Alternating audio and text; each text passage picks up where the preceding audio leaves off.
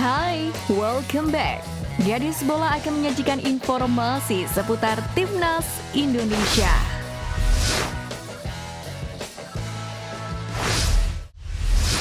Skuad Tanzania sudah bertolak ke Jakarta untuk menghadapi Timnas Indonesia dalam laga persahabatan pada hari Minggu 2 Juni mendatang.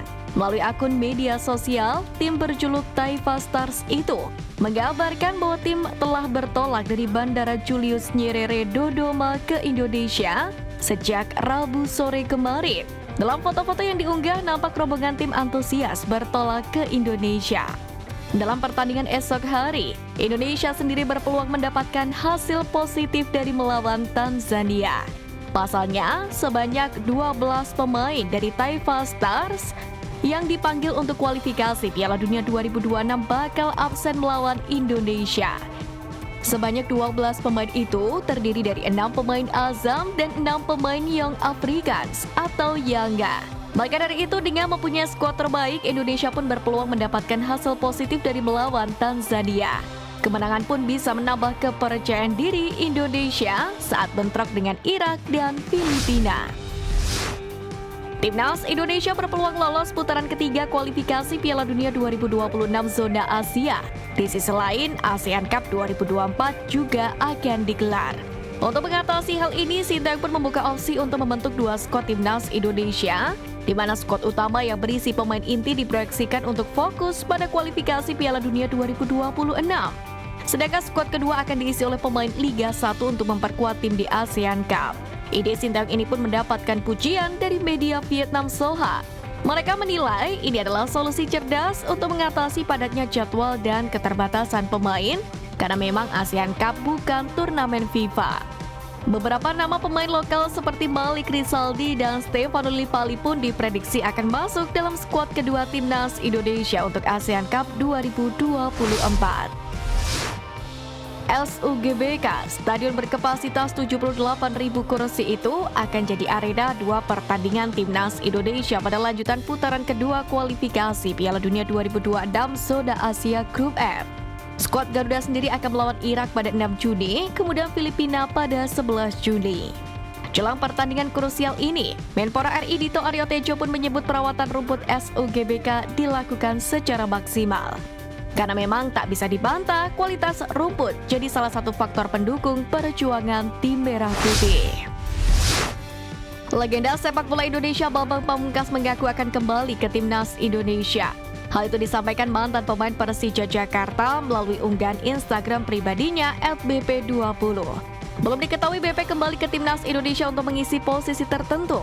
Namun ia menegaskan selalu merasa bangga saat dipanggil ke Timnas Indonesia. Bambang Pamungkas sendiri terakhir kali bermain untuk klub Persija. Ia gantung sepatu pada 2020 lalu. Pria kelahiran Semarang itu pun mengemas 87 caps bersama Timnas Merah Putih. BP juga mengkoleksi 38 gol untuk Timnas Indonesia. Jika benar BP akan ikut andil dalam kepelatihan Timnas Indonesia, striker house goal yang dirindukan sepertinya pun akan segera menjadi kenyataan.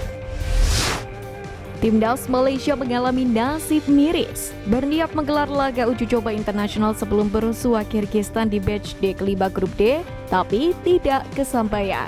Bahkan Timnas Malaysia harus menerima 4-5 penolakan dari negara yang disuratinya. Hal itu disampaikan langsung oleh Sekjen FAM Datuk Nur Asman Haji Rahman. Hanya saja tidak diketahui siapa saja negara yang menolak. Akibatnya, Timnas Malaysia pun hanya beruji coba dengan tim lokal. Tentu ini menjadi sebuah ironi. Pasalnya, sebelumnya Presiden Asosiasi Sepak Bola Malaysia Datuk Hamidin Boh Amin sempat menolak tawaran dari PSSI untuk menggelar laga uji coba melawan Timnas Indonesia, karena pada saat itu dianggap tak memiliki level yang mereka harapkan. Sebaliknya, saat ini, Timnas Indonesia justru akan melakukan uji coba dengan negara yang peringkatnya lebih tinggi.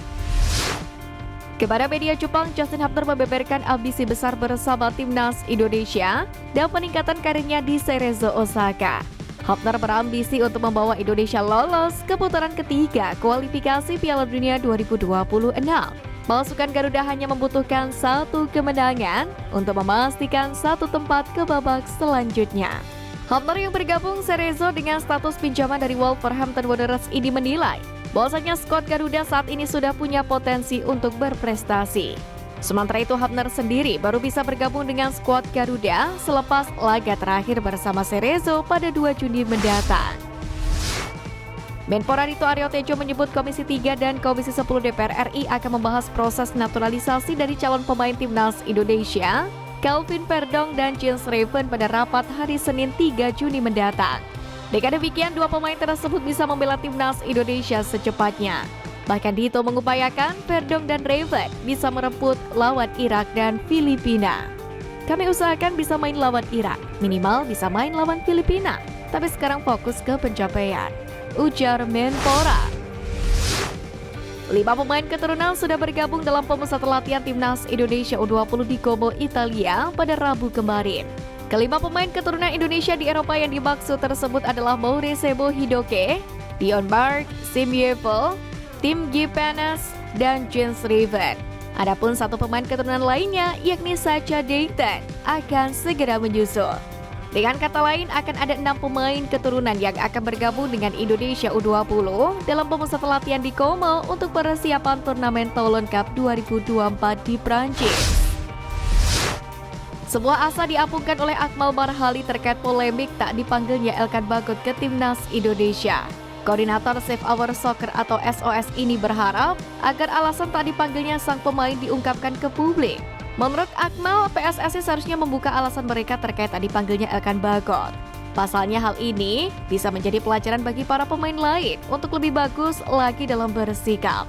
Akmal sendiri memuji ketegasan pelatih timnas Indonesia Sintayong dalam kasus ini. Menurutnya, langkah yang diambil pelatih asal Korea Selatan itu dengan tak memanggil Elkan Bagot sudah sangat tepat. Selain itu, menurut Akmal, polemik Elkan Bagot ini juga bisa jadi pelajaran berharga bagi para pemain lain. Berkaca dari Bagot, mereka harus lebih menghormati pemanggilan untuk memperkuat tim nasional.